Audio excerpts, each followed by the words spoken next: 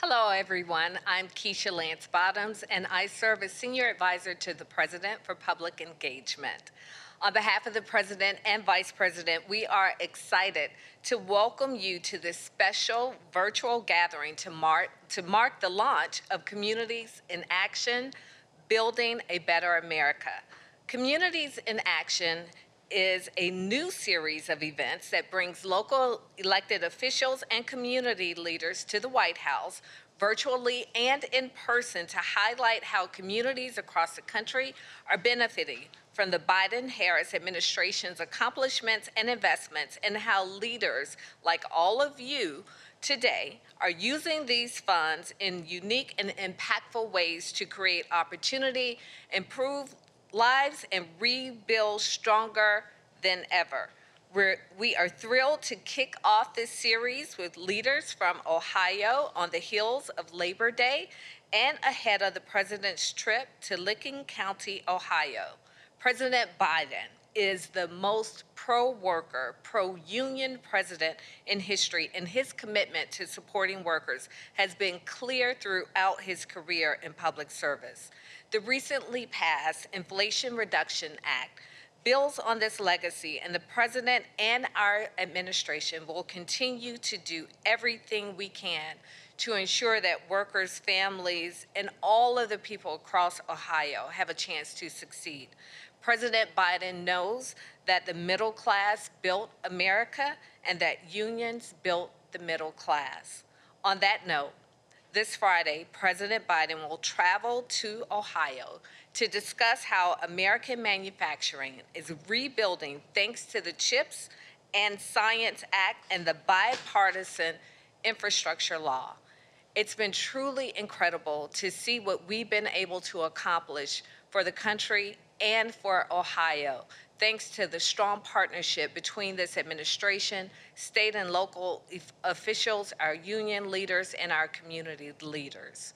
From the American Rescue Plan to expanding access to COVID-19 vaccines and testing, to providing economic relief that has kept millions of children out of poverty, to preventing evictions and foreclosures, to helping small businesses keep their doors open, we have made many positive strides in building back better, thanks to the President's leadership. And thanks to the support, the bipartisan infrastructure law has already delivered results for the people of Ohio. To date, over $2.8 billion, that's billion with a B, and bipartisan infrastructure law funding has been announced and is headed to Ohio, with over 125 special projects identified for funding. This year alone, Ohio will receive more than $2.3 billion for transportation to invest in roads, bridges, public transit, ports, and airports, and over $240 million for clean water. And as of today, more than 673,000 households across the state, including rural communities and historically underserved populations, are receiving affordable internet due to our joint work implementing the bipartisan infrastructure law. With your help, we also passed the historic Inflation Reduction Act, which lowers prescription drug costs, healthcare costs, and energy costs. It's the most aggressive action to tackle the climate crisis in American history and will create good-paying union jobs across the country. And we know how important that is to Ohio. It will also lower the deficit and ask the ultra-wealthy and corporations to pay their fair share. And no one making under $400,000 a year will pay a penny more in taxes. For Ohio, that means good-paying jobs, more manufacturing of clean energy technologies, support for small businesses, easier and cheaper ways to purchase an electric vehicle, cleaner air, cheaper prescription drug costs, and so much more. We've done so much together, and we know that there is so much more to do. Now, I'm excited to introduce my colleague and White House coordinator of the American Rescue Plan, Gene Sperling, who's been hard at work delivering for America's workers. Jean, I'll turn it over to you. Thank you so much, Mayor, for your leadership, for what all you've done, and for joining us as such a senior and critical member of President Biden's team. You know, you mentioned the amazing things that are now going through to Ohio from the bipartisan infrastructure bill, the Inflation Reduction Act. One of the most critical things that got Ohio and this country back on the right path was the American Rescue Plan, this major piece of legislation. And I think that when you talk about it, you know, we can talk about the different pieces of legislation, but it's all really part of one strategy. It is a strategy to build this country not from the top down, but from the bottom up and the middle out. And it was a very intentional strategy to have a rescue and recovery plan that was both about having the most equitable recovery in modern history, but also giving many of the people that you're going to hear from the tools and resources, not just to get out of the worst of the economic hit from the pandemic, but to actually build equitable futures, making sure this recovery brings everybody along. Now, I was National Economic Advisor in 2011 and 2012 and 2013 for President Obama. And those were periods where we saw an inability to get a second package, the full resources, led to a lot of unnecessary pain. The American Recovery Act got us out of deep recession. But so many of the people on the ground dealing with the aftershocks did not have the tools and resources to make sure this recovery lifted everyone. And as a result, we saw what we call scarring, the harms from evictions, from foreclosures, from long-term unemployment, from young people who who couldn't get into the labor market with 17% youth unemployment for years, even in a period of recovery. This American Rescue Plan learned from those lessons. And as a result, you've had now nearly 10 million jobs created. That is by far the strongest job recovery in the history of our country. But more than that, you've seen Black and Hispanic, as well as white unemployment, fall do record falls. You've seen long-term unemployment, youth unemployment go down. You've seen a recovery that benefits, that has the ability to benefit all Americans. Of course, we have not escaped the difficulties of global inflation. They're hurting countries and families everywhere, and it's hitting people here as well. And that's why lowering those costs is the president's #1 agenda item. But it is really important, as you listen to the people that we have here today, to understand that a recovery is not just about getting out of the hole. It's about whether you can then drive real economic futures. Do you have a recovery where everyone recovers and you don't leave some people behind? Now, who would be more appropriate to moderate a panel on Ohio than somebody born and raised in Ann Arbor, Michigan? But we are united by something bigger and larger than even college football, which is this equitable recovery. And I just want to say, it's so important to do this because, yes, when that infrastructure money comes, you can often see perhaps a bridge being built. But it is really important for people to understand what has happened in Ohio only because of the American Rescue Plan. I mean, we all know, we didn't need studies to show us that kids suffered learning loss and mental health challenges. The reason why there is $4.5 billion for school districts in Ohio to deal with learning loss, to deal with mental health challenges, all of those things you see happening, those after-school programs, the summer programs, the tutoring, all that $4.5 billion, it only happens because of the American Rescue Plan. The aid that went to keep community colleges, historically Black colleges, universities open, students getting emergency relief, that doesn't happen without $1.2 billion from the American Recovery Plan. There are 259,000 people in Ohio who have lower health care costs of up to $800 a year because of the American because of the American Rescue Plan. 200,000 renters avoided the risk of evictions because of the American Rescue Plan. Think about this. 1.35 million families with 2.3 million children had the largest child tax credit in the history of our country, and for many, given on a monthly basis in 2021 because of the American Rescue Plan. We could, and I could go on, but it is really critical. And look at the impact just in the state. The unemployment rate was 6% when the American Rescue Plan passed. What is it today? 3.9%.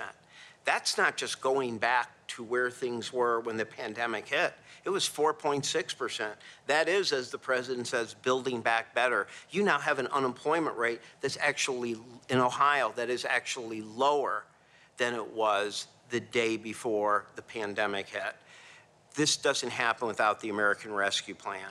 Now, you know, President Biden says to us every day, explain it to people in real terms. These are big dollar amounts. What does it actually mean for people's lives on the ground? And the best way to do this is to have 4 leaders from different sectors in Ohio help tell you about that. And so what I want to do is introduce them and give them a few minutes to talk about, hey, it doesn't matter what the program is, but you know, whether it's American Rescue Plan or bipartisan infrastructure plan, what this has meant for you having the kind of equitable, just recovery for workers, and particularly with a focus on workers and workforce. So I'm really honored to have our conversation kicked off by the mayor of Cincinnati, Mayor Aftab Pureval, who is, you know, really someone who we've already seen focusing on the benefits of infrastructure, high-tech manufacturing, the need to do things for youth unemployment to make sure people are getting in and contributing. So let me start by giving the floor to you, Mr. Mayor. Gene, thank you so much for having me, and Mayor, thanks so much for that introduction. Look, there's no doubt that the Biden legislative agenda, ARP, CHIPS, infrastructure, the most recent Inflation Reduction Act has had a profound effect, not just on Cincinnati, but the entire state of Ohio. And I'll take a page from President Biden's book and explain it in very clear terms. Put simply, had it not been for ARP, Cincinnati would have failed. We would have failed to be able to provide the basic services, police, fire, sanitation, snow removal, for our citizens. We were staring into the abyss. We immediately had to furlough 30% of our employees and our workforce in the city. We were looking at a $75 million deficit year over year over year. That would have meant nearly 100 public safety workers being laid off. I'm talking about firefighters and police officers, people who keep us clean, keep us safe, plow our streets. None of that came to pass. All of those jobs were saved. Our basic services were saved. Our very city was saved because of ARP. I cannot overstate that, and that is an important way to start because ARP made it possible for us to stave off an existential threat. We were able to provide thousands and thousands of our residents emergency rental assistance for both rent and utilities because of ARP. We were able to help Black-owned businesses and childcare provider businesses who were disproportionately affected by the pandemic. But the ARP and the legislative agenda not only allowed us to survive, but it is now empowering us to create a city of the future, to make Cincinnati on the cutting edge of green technology and high-tech manufacturing.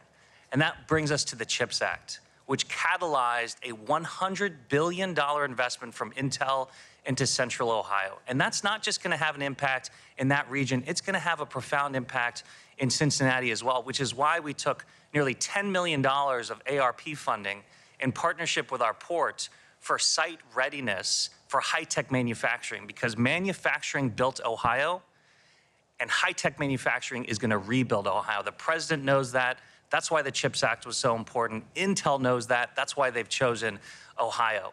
But I cannot be in the White House without talking about the very importance of infrastructure, specifically the Brent Spence Bridge. I won't dwell on this, but it is without a doubt the most important infrastructure investment to create good paying jobs with good benefits right in our region. It's a critical strategy for our supply chain and for logistics and transportation. It's a safety and health issue for us locally. I cannot stress enough. But the infrastructure bill had a profound impact outside of just the Brent Spence Bridge.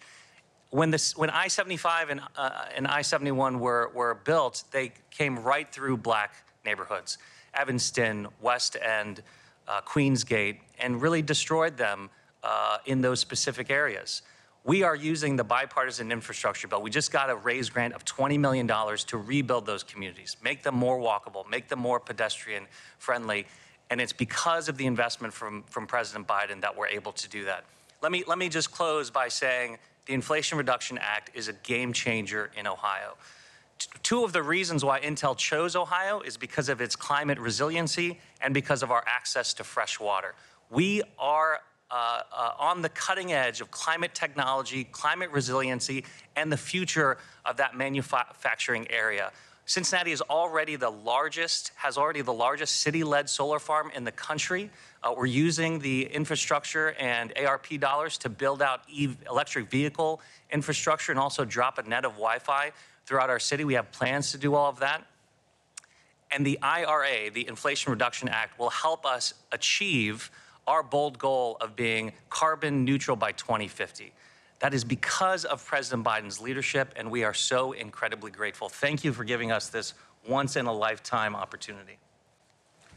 I will tell you, Mayor, I'm going to make sure I give the president your remarks, because I think that your remarks and your description of the impact really encompasses really the entire vision of the Biden economic agenda, because what you described was exactly not only the prevention of pain that would have made things worse, the laying off of public safety workers.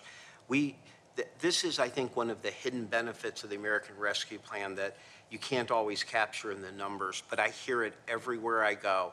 The pain that would have happened. I've had different mayors and one governor say they were in tears at the layoffs and cutbacks they were going to do at a time of greater need due to COVID. But that is the normal story in a recovery plan.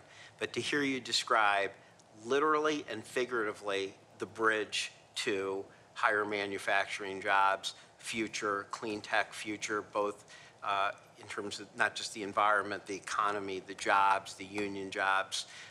Thank you so much. I really think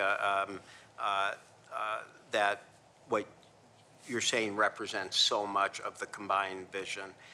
So thank you. And another thing that's just critical is the notion that, again, of a recovery that is focused on leaving nobody behind, including the particular areas of our country.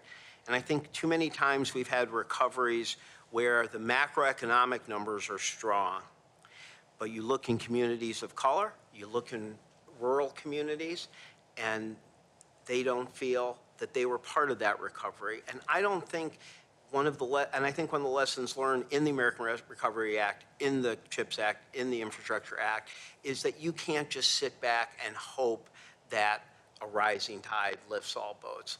A rising tide only lifts all boats with dedication, concerted action, regional place-based strategies. And that's why, I mean, Debbie Phillips is the perfect person to talk about that. She's been an advocate her whole life, but right now she is the CEO of Rural Action, and I'd like to give her the floor at this point.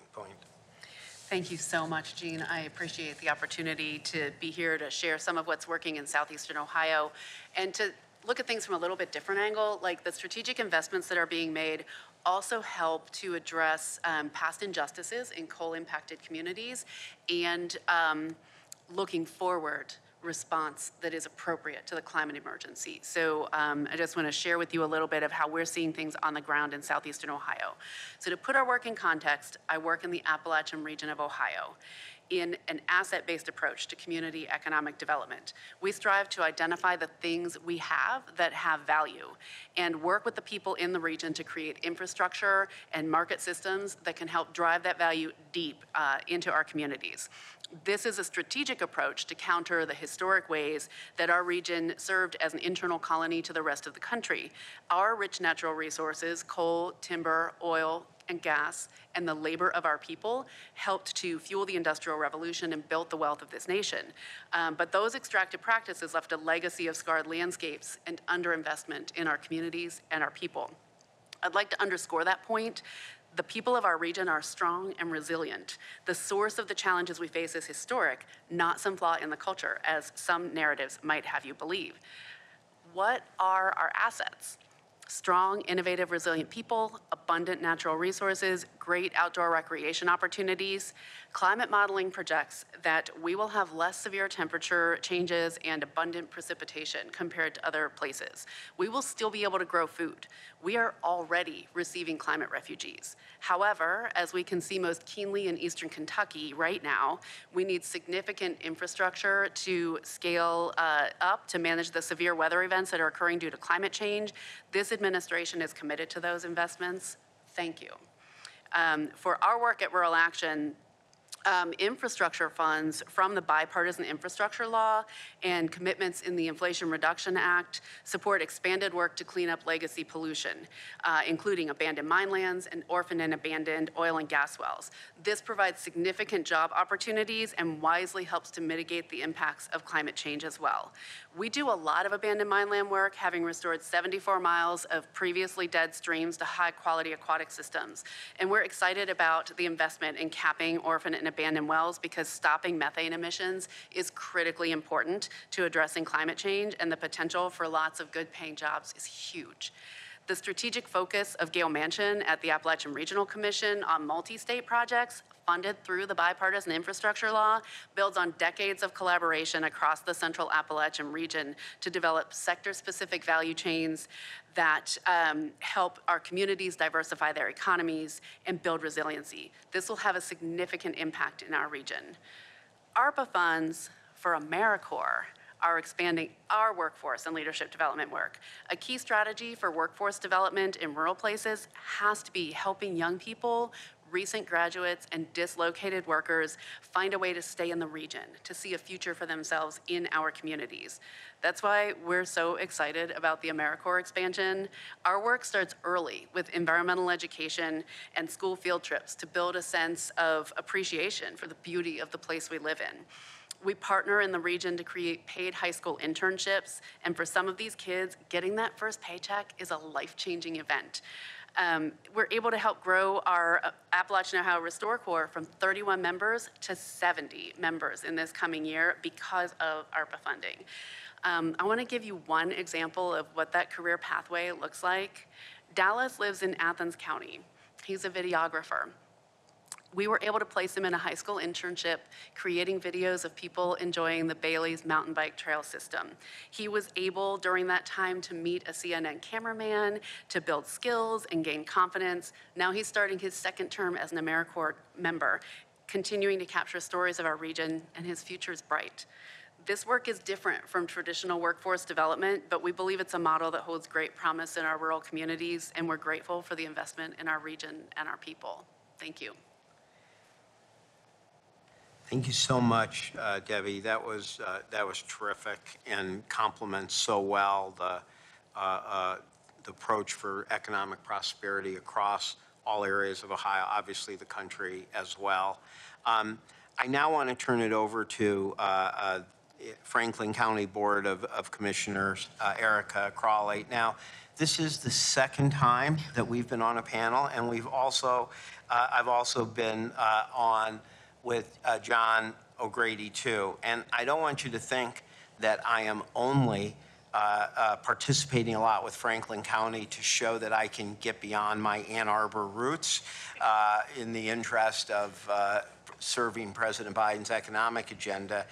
It is really because, again, when we think about a concerted, intentional effort to make sure you are raising all boats, spreading prosperity, we can't even just say on infrastructure that because it will create jobs, by definition, that is good enough. We know that not all infrastructure jobs have gone to all communities equally. And that's something we take into account and we think of. And so, you know, when we looked at Franklin County and their pre-apprenticeship and their different programs, we see a place where there is an intentional effort, and there has been, and expanded with these new dollars, but already there to make sure that when jobs are coming, there's a workforce that's not only ready, but a workforce that represents the whole community, the whole country. So there is a reason why we have gone to the Franklin County Board of Commissioners a few times. So with that, let me turn it over to you, Commissioner. Thank you so much, Jean.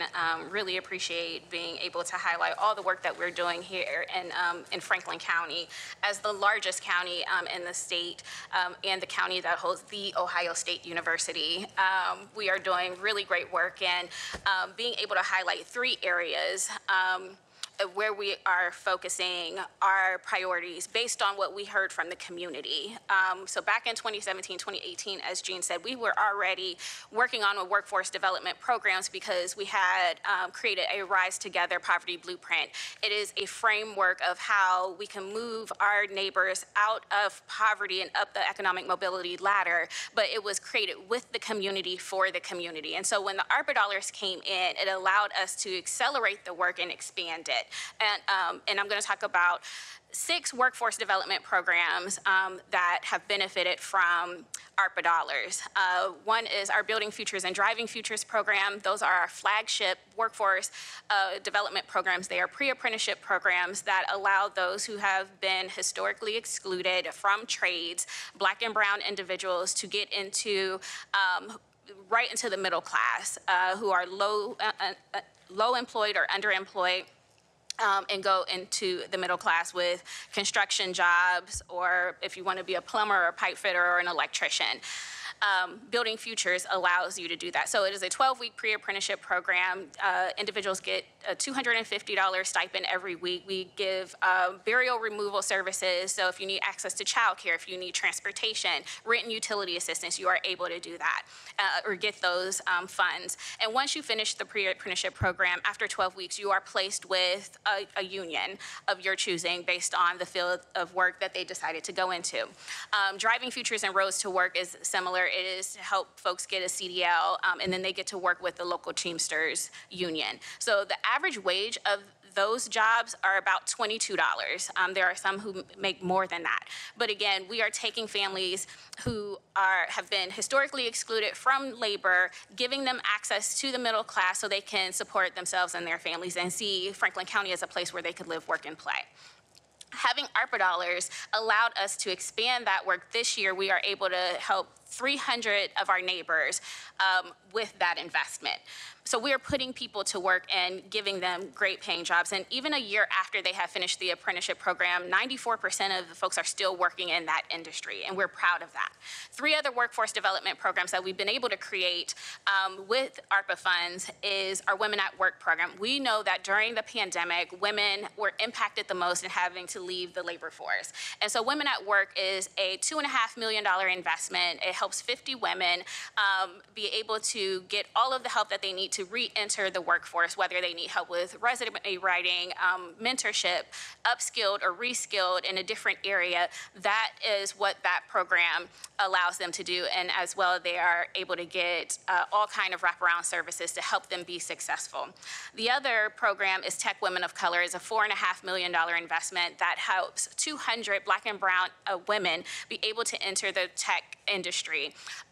We know that in Ohio, less than 3% of folks in tech are women and women of color. And so as we look at the CHIPS Act, or we look at how Intel is coming and what that's going to provide for Central Ohio, we want women, especially women of color, to be able to access those jobs. We know that those jobs will be paying on average over $100,000. And so we're trying to build a workforce for the future. Same thing with building futures and driving futures and roads to work. We know when the bipartisan infrastructure law and those dollars come down and we're building roads and bridges, we want to make sure that the folks that are in those programs have access to those jobs. And then the other workforce development program is County Futures. So you can come to the county and get into an apprenticeship program. You get hired, get the training that you need, and work for the county, whether it's in our public facilities and management department, our fleet department. And again, these are jobs that are on average paying $22 an hour and union jobs. So we know that we have a void. We compete just like everyone else when it comes to having skilled workers, and we want to be able to provide access for individuals with an equity focus. So we look at workforce and equity as one lens, and if we're going to be in the community working with other employers to hire a diverse workforce, we want to be able to do the same. The second place that we've had a significant investment is childcare and equity. So in Franklin County, between August of 2020 and August of 2022, we have had over 200 child care centers close. We know that historically, child care and early childhood education had not been significantly invested in. We know our teachers are underpaid, and that our child care providers are, struggling to keep their doors open and to be able to serve more families. So Franklin County, me and my colleagues have invested $24 million in Franklin County RISE. And then the city joined us with the $3.5 million investment. And what Franklin County RISE allows is for 750 families who make between 143% and 300% of the federal poverty level to have access to $10,000 a year to help with child care expenses. That's one component of Franklin County RISE. The second component outside of the scholarships is 6 incentives for child care providers to serve more families. So whether you're opening your doors, whether you are now serving publicly funded child care, or you are offering child care during 6 p.m. to 6 a.m. because everyone doesn't work a regular 9 to 5, then you can qualify for incentives that range from $1,000 to $10,000. And then the third piece of Franklin County RISE is for our teachers. We cannot give them more money in wages. Is unsustainable for us at this point in time at the county, but we do not want our educators to be struggling to keep a roof over their head and water running. And if they are struggling with keeping a roof over their head, we have set aside $500,000 of emergency rental assistance to be able to, so they can pay their bills. We cannot afford to lose any more childcare educators and teachers. We don't want them to leave the workforce. We want them to stay in the workforce. And until we can increase wages in the state of Ohio, that is how we're supporting them. And then the third way that we're supporting our neighbors in Franklin County is by supporting small businesses. We know that small businesses is the economic engine of our county. And so during the pandemic, we had a number of businesses close just like everyone else, but when there was access to things like PPP loans, Black and brown businesses did not have access to those dollars. And so we have a small business recovery fund that we partner with the city of Columbus. We've given almost $10 million to that to help businesses open their doors, expand their businesses, and be able to rehire individuals that they may have had to lay off or let go during the pandemic. And then we created a CDFI, a community development financial institution, in particular to be able to help Black and brown businesses have access to capital so they can start a business or expand their business. And so that is what Franklin County is doing to support our workforce with a focus on equity. Thank you for allowing me to share that. Wow. I tell you, as the mayor alluded to, we have a president who tells us every day, can you explain, you need to explain precisely to people who are busy with their lives what you're doing and precisely how it would benefit them. And that was a master class in doing that, and I thank you so much for that. This also makes me want to point out one issue before I turn to our last speaker, which is, some people said when there was the loan repayment college debt relief. Well, we were focused on just people who were going to colleges, four-year colleges. When you listen to this discussion, you understand that the strategy, the economic strategy of President Biden is about empowering all paths to a good job. And that 75% of these jobs that are going to come on, that are going to be created with construction and chips are not going to require a college degree. That there's huge parts of this agenda that is going to be about job creation and about making sure people get the apprenticeships, the credentials, the training, the path they need to get a strong job for their future, for their family, and that the idea is not to choose one path or favor one path, but to support all paths. And I think your description gave a great example of how these funds, together with your already existing commitment on this, are making a difference. So thank you. Our last speaker is Eric Colley with Iron Workers Local 55. I'll tell you, I don't think it's hyperbole to say this is the most pro-union president we've had, not just in his policies, but in everything he says privately to us, to what he encourages, to the fact that you have, maybe for the first time ever, in tax incentives linked to whether or not you are providing the types of jobs that provide high wages, prevailing wages, those type of things. This is a president who says almost every day that we are a country was built by the middle class, and that unions built the middle class, and that unions are going to have to be part not only of that stronger middle class, but something he talks about also all the time, the idea that a job is more than a paycheck. It's about your dignity. It's about your respect, and that means having rights at work. And so, Eric, I hope you can close us off here by talking a little bit from your perspective about how some of these things are helping at the worker level, at the union hall level. So you can close us off. All right, thanks, Gene. Yeah, I just, it's with the passing, the Biden and Harris administration, with the passing of the CHIPS Act, the American Rescue Plan, the Inflation Recovery Act, to the front line of almost every one of them plans is the construction. And the building trades have always been on the front line, even through the pandemic.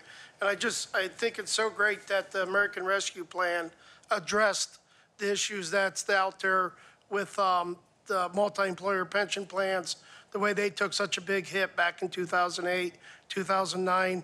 There's 1,300 members in Cleveland that had their pensions virtually cut in half. And when you're a 70-year-old retiree from a craft like ours, there's not much you can do at that point in time to return to the work field.